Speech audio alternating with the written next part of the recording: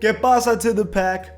It's Pack here, AKA your mama's best friend. I had a random thought today. I was like, man, the Lakers suck. But they kind of did this to themselves. See, LeBron had this young team with him, right? There's a lot of good young players, and they traded all of it away for Anthony Davis. Now, obviously at the time, you're like, well yeah, it's Anthony Davis. And to be honest, they got a championship out of it. So, like, there's no regrets from the Lakers. I mean, how can you complain about that? But now, Anthony Davis finds himself in a struggle situation of staying healthy, and the rest of the roster is cheeks. And now they can't really win games. In fact, they're looking like they might not even make the playoffs in the play-in tournament. So, I decided, what if the Lakers just never made those mistakes? What if they never traded anybody? Will they be in a better position? Let's find that on today's video. Before the video starts, please be an OG, join the pack, and subscribe, and leave a like in the video to help the video grow. So here's the roster that we have. LeBron James is going to be on this team. LeBron James signed with the Lakers, so no matter what, LeBron would be on the team. Brandon Ingram, we're going to keep him. He was traded for Anthony Davis, so Anthony Davis is removed from the team. So that's why Lonzo is on this team as well. So we have Alonzo and Brandon Ingram on the team, as well as Josh Hart, who's a 78 overall, in fact a 79 overall in this team. So that's pretty damn good. But there's more players. For example, Kyle Kuzma. If the Lakers never let Kyle Kuzma walk and go to the Wizards, if they match the contract, he would be on this team as well, and we know Kyle Kuzma can get buckets. Now remember, I'm not trying to match salaries or anything. I'm just imagining a world where they kept every young player they had. Okay, just clarifying. And then Julius Randle. With Julius Randle, they also let him walk, and they didn't match the salary of the Pelicans. So that's another player that they could have kept. Alex Caruso, they let him walk as well, and I mean, that was a mistake because he was an amazing player and one of the best players on the championship team. So why would you let him walk? Thomas Bryant was waived. So for free, they lost Thomas Bryant, who's actually solid. Zubac was traded for freaking Mike Muscala. To this day, we all agree that was a terrible idea. And then Larry Nance Jr., I don't know if he's considered a young player anymore, but he was traded for Isaiah Thomas and Channing Frye. I'm just saying you could have kept him. And Jordan Clarkson was also traded for Isaiah Thomas and Channing Frye. Now, when Jordan Clarkson is your worst player, you know you're in a pretty good spot. And this is your roster. It's a pretty disgusting roster in terms of depth. Now, when it comes to top talent, like nothing's going to beat LeBron James and Anthony Davis. But when you have a team of a bunch of good players like Ingram, Ball, Kuzma, Randle, and then you still have Carmelo Anthony and Caruso. Russell Westbrook's coming off the bench. Josh Hart was solid. Thomas Bryant solid. Dwight, Zubac. I mean, this is a raw team. Now, for the starting lineup, according to 2K, it would have been Lonzo Ball at the starting point guard, Brandon Ingram for the shooting guard, LeBron James small forward, Julius Randle power forward, and they would keep Dwight as a center. I think you could either make Thomas Bryant or even Zubac the center, but that works too, I guess. I mean, whatever 2K wants, I guess. This team at least fits. You have great spacing. Every single one of these players, besides Dwight, can shoot threes. That's actually pretty nasty. So you have good spacing. You have two players that can create their own shot. You have Julius Randle that can create for others. You have Lonzo Ball that can create for others. This team, at least on paper, it seems pretty good. Now, is it a championship winning team? I don't know. Kuzma coming off the bench, Melo. Well, let's see what 2K thinks. So we're going to simulate the season, and we'll talk about what they have, and then we'll see playoffs. Okay, let's go. So MVP Luka Doncic is almost averaging 40. Oh my God. You have Cade Cunningham Rookie of the Year, Kevin Love Sixth Man of the Year, and Giannis Defensive Player of the Year, Most Improved Tyrese Maxey. Makes all sense to me, right? But that's not what's important. You need to see something pretty crazy. Lakers are number one in the West with a really good record of 54-28. It's not like one of the greatest records of all time, but damn, is that a pretty good record? But isn't it funny how now that the Pelicans have Zion and Anthony Davis, they're also one of the best teams in the NBA. So that's making me feel like if they never traded, they would both be in a way better position. Isn't that kind of wild? But AD would probably be hurt, if we're being real. Team, LeBron James averaging 23 points and 7 assists. It's pretty good. Brandon Ingram averaging 20 points is also doing pretty good. Julius Randle 18 with 8 rebounds, 5 assists. You have Lonzo Ball averaging 15, Kuzma 10, Zubac 10, Russell Westbrook at least getting minutes and not doing worse than this season, right? Jordan Clarkson having the worst field goal percentage I've ever seen in my life. Oh my God. And Carmelo. So everyone's eating for the most part. I mean, the only people who are performing bad are like Thomas Bryant and Josh Hart. And then Caruso's hurt. Nah, we're going to bring Caruso back. He's not going to be hurt for the season. That's dumb. We're going to bring him back because that's not fair. But for the most part, this team is thriving. So as the number 1 seed in the Western Conference, they're only power ranked at number 2 because I guess they think Milwaukee's the better team.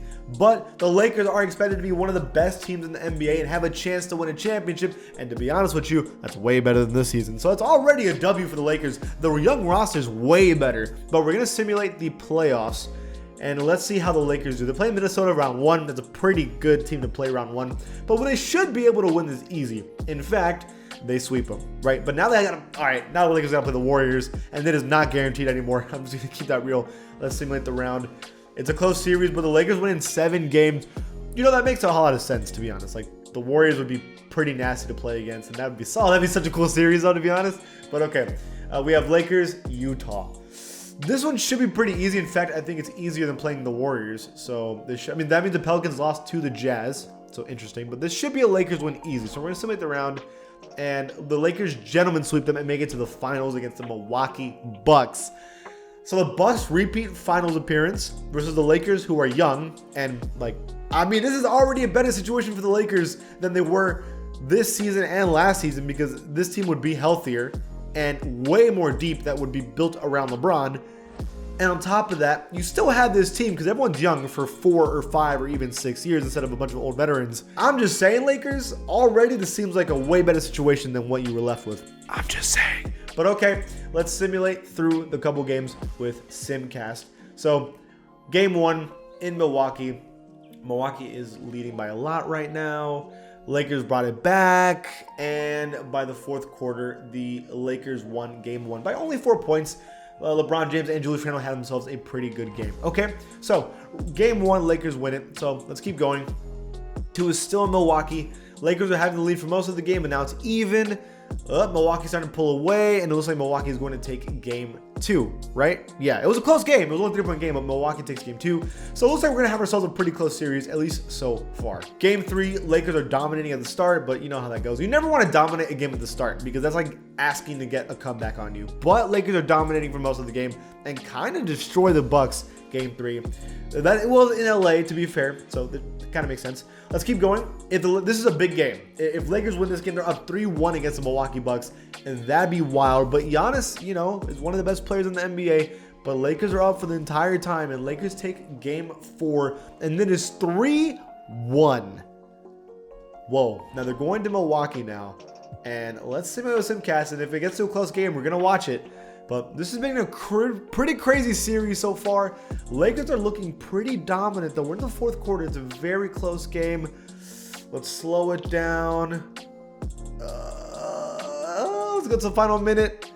Damn. All right, 1 minute, 8 seconds left. 122 to 120. Okay, 1 minute left. Both teams are in bonus. 122 to 120. LeBron has the ball. This is against the reigning champion Milwaukee Bucks. LeBron with the fadeaway from 3 for no reason.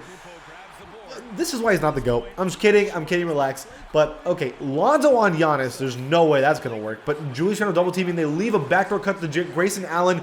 And his dirty player ass misses the shot. But he does miss it. Julius Randle taking the ball to the court. Gives it to LeBron. Gives it to Lonzo. Interesting. Man, LeBron not wanting the ball in the final minutes. Not my GOAT. I'm kidding. He's posting up Giannis. No way he hits this, bro.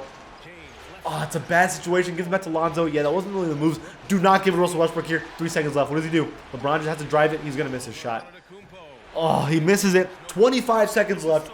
The Bucks have a chance to go to overtime right here.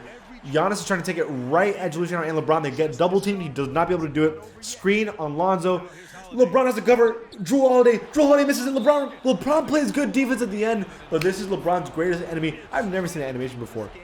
LeBron's greatest enemy, free throws. Clutch ones. Let's see if this man can finish this series. If he makes both free throws, we're looking at basically another championship for LeBron James. And if he wins the championship, to me, that solidifies that they should have never traded for Anthony Davis or let go of any of their young players and kept it. And Jrue Holiday looks tired.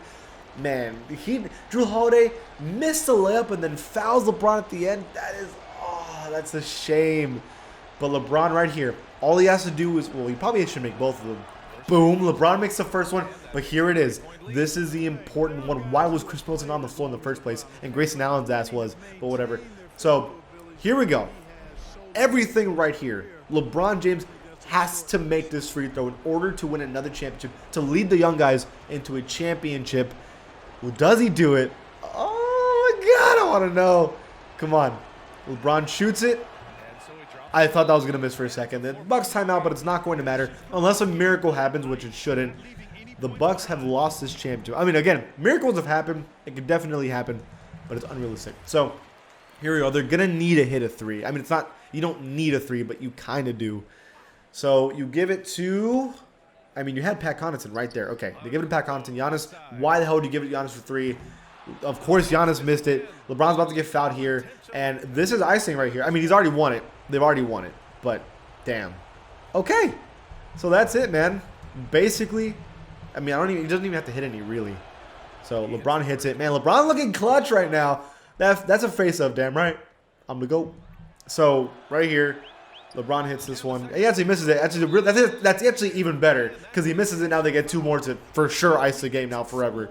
So that was a perfect miss, by the way, for Julius Randle to just catch it in his hands. That's actually hilarious. But damn, they're really about to win this, bro. LeBron hits another one, and he's about to end it. Man, we're seeing a lot of LeBron in these cutscenes. It's kind of scary and like intimidating, low-key. And LeBron hits it, and that is championship, bro. Damn! Okay.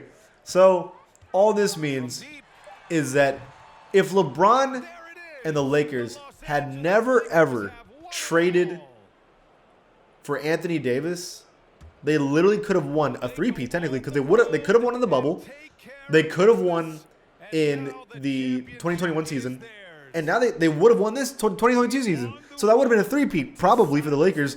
That's pretty crazy and really impressive. And the Gentlemen swept the Bucks too, which just won the championship. That's really cool. So now you know the Lakers made a mistake. Confirmed. Okay, guys, that's it for this video. What do you guys think about this? Do you agree with 2K? Leave it in the comments below. And if you like the channel, please give it a sub. And I'll see you guys next time.